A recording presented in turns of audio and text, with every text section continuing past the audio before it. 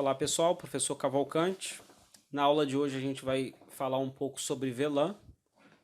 Vai ser uma aula um pouco mais rápida, vai ser uma aula conceitual e posteriormente vamos fazer uma aula completa sobre o assunto, aprofundando um pouco mais os conceitos e entrando na parte prática. Mas com essa aula de hoje já dá para vocês terem uma boa noção sobre o que é isso, quando usar. Então vamos lá. VLAN ou Virtual LAN, como o próprio nome diz. Aqui é a nossa agenda, então vamos falar sobre domínio de broadcast. Quem quiser saber um pouco mais, tem uma videoaula também que a gente lançou há pouco tempo, só sobre domínio de broadcast. O conceito de VLAN, os principais motivos para uso de uma VLAN, os tipos e uma conclusão. Domínio de broadcast é um domínio que consiste em um conjunto de dispositivos onde se um broadcast é enviado no segmento, todos os outros dispositivos no mesmo segmento irão receber os mesmos dados. Então, só para ficar mais simples, é um conjunto de máquinas, onde quando uma máquina manda uma mensagem broadcast, todas recebem. Então, se você tem 500 máquinas nesse conjunto, e uma manda um broadcast, todas as 499 recebem. E é muito comum as máquinas mandarem mensagem broadcast. Então, ter um grande domínio de broadcast é algo que não é positivo quando você pensa no desempenho da sua rede. Contextualizei o domínio de broadcast, mas se você quiser entender mais, clica no card que eu vou colocar o link da videoaula sobre o domínio de broadcast. Prosseguindo, vamos falar sobre VLAN. VLAN ou rede virtual permite segmentar uma grande rede em vários domínios de broadcast. Então eu consigo pegar uma rede, como eu tinha dito ainda há pouco, de 500 máquinas e dividir em pedaços menores, por exemplo, em pedaços de 50. Então, um broadcast dentro de um segmento, dentro de uma VLAN, só seria propagado para as 49 máquinas que tivesse dentro desse segmento. Se por acaso eu dividir minhas VLANs em grupos de 50 máquinas. Então, a gente está querendo se beneficiar de diminuir os broadcasts enviados. Então, isso traz benefícios tanto no desempenho da rede, que é um ponto que eu estou tocando bastante, como facilita implementar políticas de segurança, o que é também muito importante. Com relação ao desempenho, por conta das redes terem aumentado muito a sua capacidade, a gente fala hoje de redes locais de 1 gigabit e de enlaces de ligações entre switches, às vezes de 10 gigabits. Então, a questão do desempenho nem sempre hoje é a questão principal, mas já foi. De toda maneira, se você tiver uma rede muito grande, o desempenho vai realmente ficar sacrificado. Com relação a VLAN, não são todos os switches que permitem implementar VLANs, tá? Só alguns switches que têm essa funcionalidade.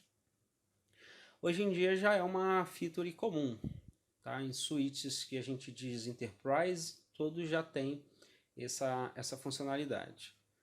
Do ponto de vista visual, né, quando você dá um comando para ver uma VLAN, isso se resume em ver um identificador numérico e uma descrição que você coloca quando faz a configuração, que é o identificador numérico, é o VLAN ID.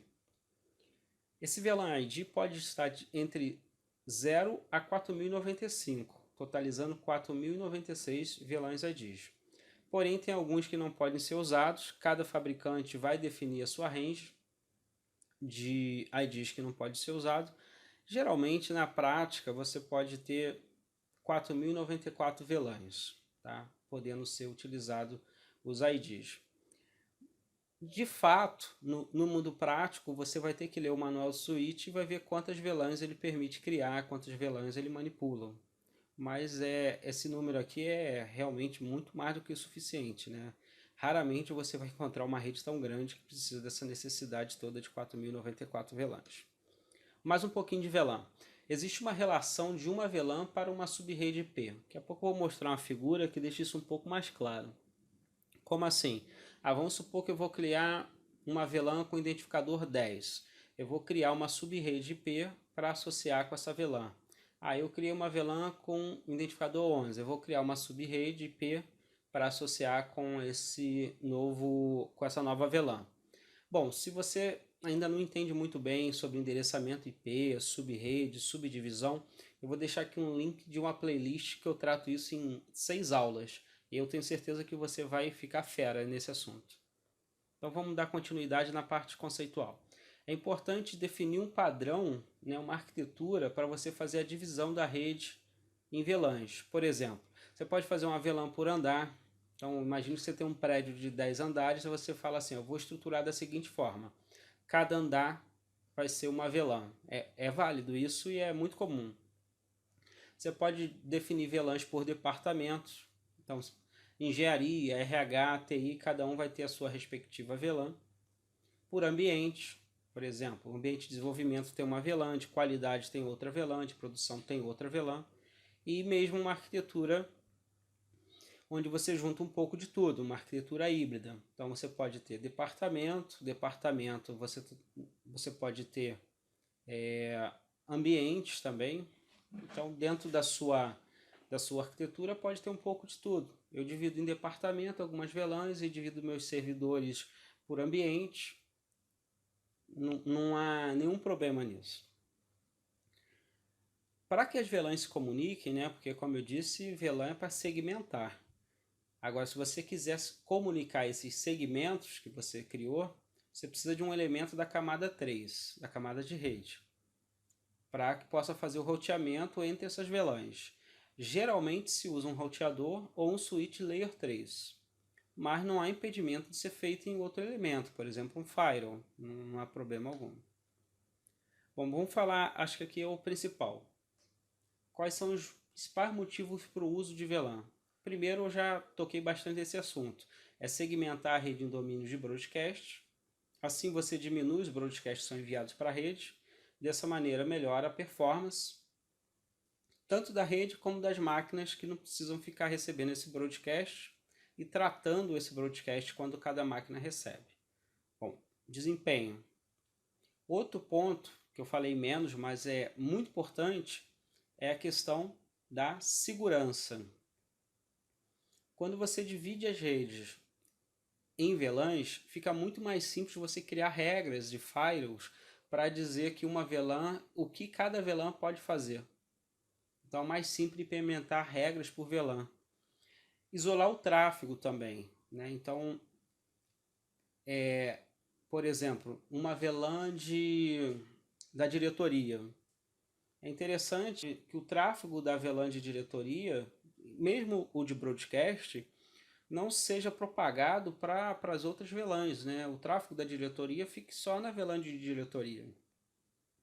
Porque senão alguns ataques conhecidos podem se utilizar dessa questão do tráfego em broadcast, se utilizar disso para tentar fazer uma comunicação onde um possível elemento malicioso fique no meio. Seria um ataque man the middle. Então é interessante segmentar também para isolar o tráfego. A gestão da rede, realmente com o uso de VLAN, você reduz custos e facilita o gerenciamento, porque as VLANs elas não têm relação física, né? Você pode ter a mesma VLAN em determinado prédio, por exemplo, vamos supor que a sua empresa tenha 4 prédios. A mesma VLAN pode estar no prédio A, como pode estar no prédio B, e as pessoas podem estar trabalhando, as pessoas da mesma equipe podem estar trabalhando nesses diferentes prédios e participando da mesma VLAN. Beleza? Então ela facilita muito essa questão da gestão da rede, da facilidade de gerenciamento. É muito fácil configurar. Os tipos de VLANs. A VLAN mais conhecida é a VLAN por porta, onde você vai lá no switch, o switch tem N portas, e você diz cada porta qual é a VLAN que ela vai ter. E aí, basicamente, quando você pluga uma máquina naquela porta, aquela possível estação de trabalho está nessa VLAN e se comunica dentro de um domínio de broadcast somente com as máquinas que estão na mesma VLAN. Isso aqui é o mais usual, é a forma mais viável, mas tem outras maneiras. Por MAC address também, você definir VLAN por MAC address, não é comum. Por protocolo definido na camada 2, né, o quadro Ethernet pode dizer que carrega um protocolo IP, ou protocolo IPX, ou outro protocolo, né? A definição vem na camada 2, mas esses protocolos aqui são de camada 3. Então você poderia também definir uma VLAN utilizando o campo type do quadro Ethernet. Isso aqui eu nunca vi implementado, tá? Somente aí na teoria. Seria alguma implementação de algum fabricante muito específico. Esse protocolo de camadas superiores e endereço IP também são implementações proprietárias. E algo agora que vem um pouco com mais força, mas é bem complexo implementar, é a utilização do protocolo 802.1x, onde você vai utilizar certificado, onde você vai utilizar também o processo de autenticação para dizer qual é a VLAN que um determinado equipamento vai pegar na rede, né? Então, essa implementação 802.1x é algo bem interessante, eu vou fazer algumas aulas sobre isso, mas, como eu disse, é extremamente complexo. Então, o que se tem realmente sendo usado aí é por porta. Deixa eu mostrar algo aqui para vocês antes de terminar. Eu, na próxima aula, que a gente for falar de prática, eu vou pegar um cenário como esse, pode ser um pouquinho diferente, para a gente trabalhar essa questão de VLAN. Então aqui uma implementação por andar. Então cada andar está simbolizado por um switch aqui, tem uma VLAN. E aqui a gente tem uma tabelinha, onde diz que o primeiro andar tem a VLAN 11, o segundo andar 12 e assim sucessivamente. Aqui você pode ver que é híbrido, né? Como eu disse. Os servidores eles estão em uma outra VLAN, que é a VLAN 10.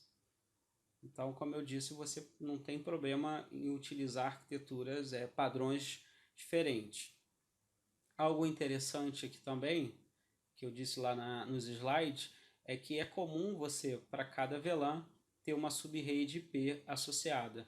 Então, você pode perceber, essa primeira aqui, a VLAN 10, eu criei a subrede IP 10.110.0.0.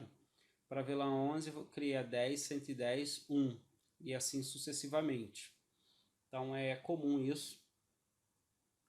O elemento que vai fazer essa interligação de VLANs vai ser o roteador aqui, que está aqui, que vai fazer um roteamento, um elemento de camada 3. Eu estou mostrando essa figura, mas para vocês terem uma noção de como vai ser a próxima aula e ter uma ideia realmente de como se dá essas comunicações. Só para terminar, pessoal, se gostou do vídeo, assina aí o nosso canal, se inscreve, ajuda o canal a crescer, compartilha aí nas suas redes sociais. Tem um link aí também para fazer parte da nossa lista VIP, que a gente vai fazer aí alguns cursos, algumas coisas bem interessantes, aí eu quero comunicar a vocês. Temos redes sociais também, se quiserem fazer parte, eu peço, né? Eu peço, por favor, façam parte das nossas redes sociais. Eu agradeço, tá? Sucesso aí para todos vocês, um grande abraço e até a próxima aula. Fique com Deus.